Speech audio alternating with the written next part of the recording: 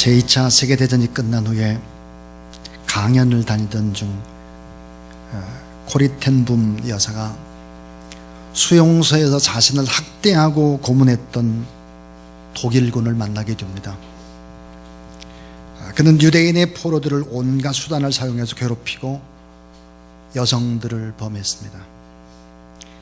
코리텐붐 여사의 사촌 언니도 그 사람에게 겁탈을 당한 후에 생을 포기해야 했습니다. 그 사람이 바로 코리텐붐 여사에게 다가와서 손을 내미는 것입니다. 이 코리텐붐 여사는 도저히 손을 내밀어 그와 악수를 할 수가 없었습니다. 얼른 마음속으로 이런 기도를 하나님 앞에 했다고 합니다. 예수님, 저는 하늘에서 진노의 날벼락이 내려서 이 사람을 때리기 전에는 절대로 저를 용서할 수 없습니다. 저는 독일군 수용소에서 많은 사람을 죽였습니다. 전 용서할 수 없습니다. 예수님, 저를 좀 이해해 주십시오. 이렇게 기도를 했다고 합니다. 근데 그때 예수님의 대답, 떠오르는 하나님의 말씀이 들려왔습니다. 그것은 바로 십자가에서 나를 못 박고 죽이고 침뱉고 채찍으로 때리고 조롱하며 가시관을 씌우며 괴롭히던 그 사람들 내가 용서했잖아. 너도 용서를 해야지. 하나님이 도와주시지 않으면 절대로 용서 못합니다. 이렇게 코리텐붐 여사가 기도하자 성령의 능력이 임해서 손을 움직이는 거예요. 점점점. 그래서 유대인, 바로 독일군, 유대인들을 수없이 죽였던 그 독일군 병사, 지금은 변해 있었지만 그의 손을 잡을 수 있었다 그럽니다. 그의 손을 잡자 그가 이렇게 말했습니다. 네덜란드 사람인 당신이 전쟁 때 우리 독일 사람들이 저지른 죄를 용서하고 특별히 사랑의 복음을 전해줘서 감사합니다. 저는 죄를 너무 많이 지은 죄인입니다. 죄를 용서받고 새 사람이 되기 위해서 오늘 저도 주님 앞에 나왔습니다. 저를 위해서 기도해 주시기를 바랍니다. 이 코리텐붐 여사의 그 뒤에 고백은 이러합니다. 내가 그의 손을 잡는 순간 하늘의 문이 활짝 열리고 주님의 사랑이 내 마음속에 넘쳐 흐르기 시작했다. 그리고 순식간에 미움과 원한이 눈 녹듯이 다 녹아버리고 그동안에 쌓였던 나의 상처를 하나님이 다 가져가 버리시고 말았다 라고 말했습니다. 고린도전서 1장 18절에 보니까 이런 말씀을 합니다. 십자가의 도가 멸망하는 자들에게는 미련한 것이요 구원을 받는 우리에게는 하나님의 능력이다 그랬습니다. 여러분, 하나님의 능력, 십자가의 능력이 바로 이러한 것입니다. 도저히 사랑할 수 없는 사람을 사랑하고 용서할 수 없는 사람을 용서하고 그리고 도저히 불가능한 이들을 뛰어넘게 하는 능력이 바로 십자가의 능력인 것이죠. 자, 예수 그리스도 십자가에 못 박혀 돌아가실 때 그 밑에 있었던 대부분의 사람들은 예수 그리스도를 조롱했습니다. 그리고 예수 그리스도의 세계는 다 끝났다라고 생각을 한 것이죠. 더 이상 기대할 것이 없다. 이를 말해 희망이 없다. 다 끝났다라고 생각을 했습니다. 그래서 철저한 배신감으로 예수 그리스도를 조롱했죠. 여러분, 이 같은 사람들의 입장은 오늘 이 시대도 동일한 것입니다. 십자가의 비밀을 모르는 사람들, 그들에게 예수 그리스도의 십자가는 참으로 어리석고 우스꽝스러운 것이 되는 것이죠.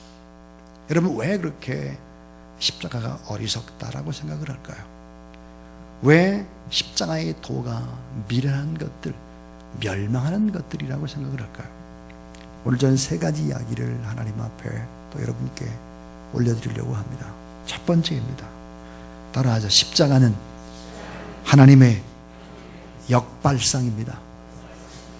자, 십자가는 하나님의 역발상입니다. 왜 사람들이 십자가를 이해하지 못할까? 왜 부정적으로 생각할까? 인간의 이해와 상식을 초월하는 역발상이기 때문에 그렇습니다. 십자가는 누구도 생각하지 못하는 하나님만이 생각하는 기가 막힌 구원의 방법이었습니다. 여러분 생각해 보십시오. 누가 사형틀로 인간을 구원한다고 생각을 했을까요? 심지어 사단 마귀의 세력들도 그것을 알지 못했습니다. 왜? 역발상이기 때문입니다. 오늘 이 시대를 살아가는 많은 크리스찬들은 속고 살아가고 있습니다. 왜 그럴까요? 역발상이니까요. 크고자 하는 자는 작아지고 높임 받고자 하는 자는 더 낮아지고 섬김 받고자 하는 먼저 섬기고, 그리고 대접 받고자 하는 자는 대접을 하고, 주인이 되고자 하는 자는 먼저 종이 되라 했습니다. 역발상이죠. 오늘 우리는 다 역발상의 진리를 믿고 있는 사람들입니다. 그런데 우리의 삶은 거기에 따라가지 못하는 것이죠. 자, 왜 예수 그리스도의 십자가가 어리석은 것이라고 생각을 할까? 두 번째 이유는 따라하세요. 저주와 실패의 상징이기 때문입니다. 자, 십자가는 저주와 실패의 상징이죠. 고통스러움과 끔찍함의 상징이 바로 십자가인 것입니다. 자, 그 당시 예수 그리스도가 십자가를 질 그 당시는 십자가를 어떻게 생각했다고 했는가? 고린도서 1장 18절, 십자가의 도가 멸망하는 자들에게는 미련한 것이다, 그게. 근데 구원을 받는 우리에게는 하나님의 능력이다 그랬습니다. 그런데 고린도서 1장 22절 23절에 보니까 이렇게 말했어요. 유대인들은 표적을 구하고 헬라인은 지혜를 찾으나 우리는 십자가에 못 박힌 그리스도를 전하니. 따라하세요. 유대인에게는 꺼리끼는 것이요 이방인에게는 미련한 것이로되. 자, 이방인에게 미련했다 그랬습니다. 이 미련하다라는 이 말의 의미, 헬라어로 모리아라는 말인데, 이 의미는 뭘까? 웃은 사람, 지적 장애인을 가리키는 것입니다. 지적 장애인. 자, 여러분, 십자가를 진다는 것은 저주와 실패이면서 동시에 끔찍한 고통의 상징이면서, 사실 가진 자, 힘이 있는 자들이 볼 때는 어때요? 우스운 거예요. 조롱하는 거예요. 실패자로 보는 것입니다. 처음 여러분 1세기의 초대교회 성도들을 바라보는 유대인들이나 헬라인들, 십자가를 바라보고 믿는 사람들을 뭐라고 비웃었느냐? 이렇게 비웃어요. 웃기는 이상주의자들, 웃기는 허수아비 같은 자들, 웃기는 쪼다들. 그래서 유명한 칼슨이라고 하는 사람은 십자가에 달린 메시아는 모순 그 자체였다라고 말했습니다. 얼마나 모순일까? 그는 이렇게 비유했습니다. 꽁꽁 언 수증기, 증오에 찬 사랑, 위를 향하는 하강, 경건한 강간범. 한번 생각해 보세요. 말이 안 되잖아요. 경건한 강간범, 위로 향하는 하강, 증오에 찬 사랑, 꽁꽁 언 수증기. 그것은 모순이에요. 말도 안 되는 논리, 그것은 틀린 우스꽝스러운 교리, 그렇게 생각을 한 것입니다. 그래서 십자가는 어때요? 어리석은 것이다 라고 생각을 하는 것이죠. 자, 여러분, 왜 십자가가 어리석은 것이라고 생각을 할까요? 세 번째 이유는 따라하세요. 연약함과 초라함의 상징. 이 십자가는 연약함과 초라함의 상징입니다. 여러분, 오늘날 강한 것을 숭배하는 시대지요. 좋은 것, 아름다운 것만을 찾습니다. 고난과 고통은 회피하고 쾌락을 추구하는 시대죠. 예를 들어 팍스 로마, 노마는 어때요? 힘 있는 정치, 힘 있는 경제, 힘 있는 권력. 팍스 로마, 힘 있는 평화를 원했죠. 근데 여러분 어떻습니까? 십자가는 연약함과 초라함이거든요. 신은 죽었다고 외쳤던 무슬론 철학자 니체, 그가 십자가를 싫어했던 이유는 뭘까? 십자가의 연약함 때문인 것입니다. 그는 찰스 다윈식의 적자생존의 삶을 동경했기 때문에 연약함과 나약함의 상징인 십자가를 받아들일 수가 없었습니다. 십자가에 매달린 신이라는 개념 자체가 너무 불합리하다라고 니체는 생각을 했죠. 그래서 그의 인간의 여러분 스스로 운명을 개척하는 초인 사상을 주장하기 시작합니다. 초인. 여러분 생각해 보세요. 그가 초인으로 살았습니까? 그는 철학의 중요한 테마 하나가 초인이다, 초인. 그러나 그의 인생은 초인이 아닌 사살로 끝을 맺고 마는 것입니다. 연약함과 초라함의 상징. 오늘 이 시대에 누가 연약해지려고 초라해지려고 하질 않아요. 그래서 갈라디아서 5장 11절에 십자가의 걸림돌을 얘기했습니다. 또 로마서 9장 33절 성경은 예수 그리스도 자신을 바로 걸림돌, 거치는 바위라는 표현을 쓰고 있습니다. 예수 그리스도를 선뜻 받아들이기 힘든다라고 하는 이야기를 하고 있죠. 인간의 지혜로 보는 십자가는 한없이 연약하고 어리석은 것입니다. 오늘 이 공간 안에는 선교사님이 두 분이 계십니다. 선교사님의 삶, 오늘 여러분의 삶 어떠할 것 같습니까? 다 힘을 추구하고 강한 것, 아름다운 것, 좋은 것을 추구하고 그것이 인생의 진리인 것처럼 그렇게 살아가는 사람이 대부분입니다. 아마 우리 선교사님들도 그랬을 것입니다. 저도 그랬습니다. 저도 법관이 되는 꿈을 꾸고 서울 법대가 저의 인생의 목표였으니까요. 그러나 여러분, 그렇지 않다는 것을 오늘 성경은 보여줍니다. 예수 그리스도의 십자가는 무엇인가? 여러분, 십자가는 세상의 모든 사람들을 두 종류로 구분을 해놓고 있습니다. 예수님의 십자가, 자, 왼편 강도와 오른편 강도, 그 사이에 주님의 십자가가 있습니다. 여러분, 우리는 강도입니다. 우리가 강도 아닌 사람이 여기 없어요. 왼편 강도든 오른편 강도든 틀림없이 강도인데 우린 구원받은, 특권을 받은 강도입니다. 자, 왼편 강도와 오른편 강도로 주님이 구분을 해놔요. 나는 어느 편에 있나 생각을 해보세요. 십자가를 거부하느냐, 십자가를 받아들이는 강도냐, 십자가를 거부하는 불신앙인이냐, 십자가를 받아들이는 신앙인이냐, 예수 그리스도를 저주하는 자냐, 주님을 받아들이는 자냐, 끝까지 거부하는 자, 끝내는 믿는 사람이냐, 어리석은 자냐, 지혜로운 자냐, 진정한 실패자로 지옥으로 떨어지는 자냐, 아니면 구원받은 천국 백성, 하나님의 자녀냐를 구분시켜 놓는 것입니다. 자, 여러분, 예수 그리스도의 십자가 하나님의 역발상입니다. 그래서 사람들은 잘 모릅니다. 여러분, 저주와 실패의 상징이기 때문에 싫어하는 것입니다. 연약함과 초라함의 상징이기 때문에 싫어하는. 그러나 예수 그리스도가 십자가에 못 박혀 죽으신 다음에는 달라졌습니다. 어떻게 해요? 진정한 능력으로, 십자가의 하나님의 능력으로, 결국은 어때요? 사랑으로, 공의로, 끝까지 회복시키는 희망으로, 다시 시작하는 용기와 축복으로 바꿔놓았습니다. 그 이유는 뭘까요? 하나님의 아들이신 예수 그리스도가 권리를 포기했기 때문에 그렇습니다. 저는 심순덕이라고 하는 이분이 쓴 시를 참 좋아합니다. 시의 미사여구가 별로 없습니다. 근데 참 너무나 저의 가슴을 울리고 또 많은 것들을 생각하게 하는 그런 글입니다. 제가 한번 결론을 대신해서 읽어보겠습니다.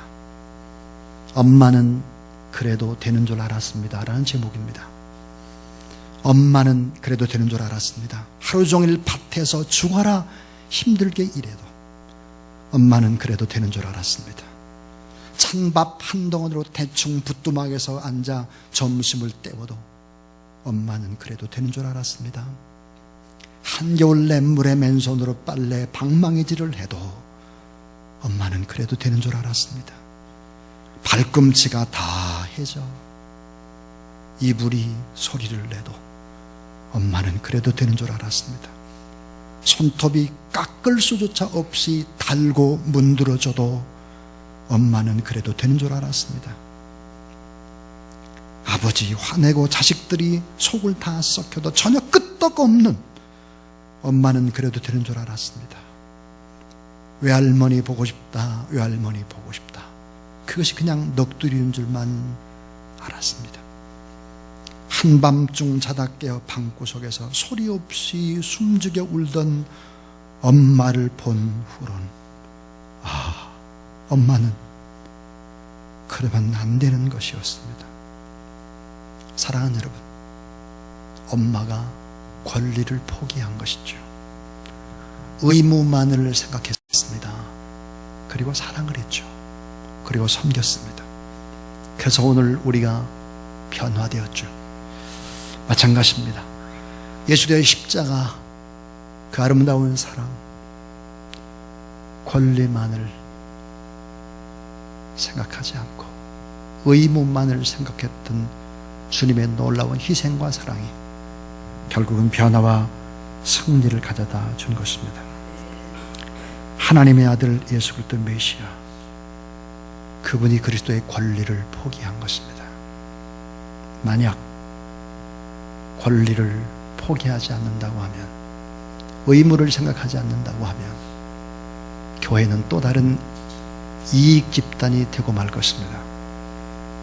여러분, 금식하면서 한 끼에 2,000원씩 작은 돈이지만 이러한 물질이 북한에 또 걸식 아동들에게 전달된 이런 일들은 꽁꽁 얼어붙은 남과 북의 관계를 풀 수 있는 열쇠가 될 수도 있습니다. 교회는 크고 화려하고 이런 것들을 계속 추구하고 그렇게 할 때 교회는 힘이 오히려 더 없어진다는 사실들을 알아야 합니다. 주사랑교회라는 교회, 얼마든지 클 수 있는 교회였으나 그러나 언제나 작은 것을 추구했습니다. 가장 아름답고 귀한 것은 다 선교사님들로 그렇게 살아왔습니다. 요한복음 3장 16절에 보니까 하나님이 세상을 이처럼 사랑하사 독생자를 주셨으니 이는 저를 믿는 자마다 멸망치 않고 영생을 얻게 하려 하심이라. 아름다운 변화라고 하는 것은 권리를 포기하고 낮아지는 사랑에서부터 이루어지는 놀라운 기적입니다. 그런데 여러분, 이것에서 끝나는 것이 아니고 그 뒤의 삶들은 더 아름다운 승리와 축복이 됨을 믿으시기 바랍니다. 우리는 왕으로 부름을 받았습니다. 그런데 잠깐 종처럼 사는 것뿐입니다. 하나님께서 여러분, 종의 길을 잠시 걷는다고 할지라도 왕처럼 뚜벅뚜벅 기쁨으로 잘 걸어가는 저와 여러분의 삶이 될 수 있기를 주의 이름으로 축원합니다.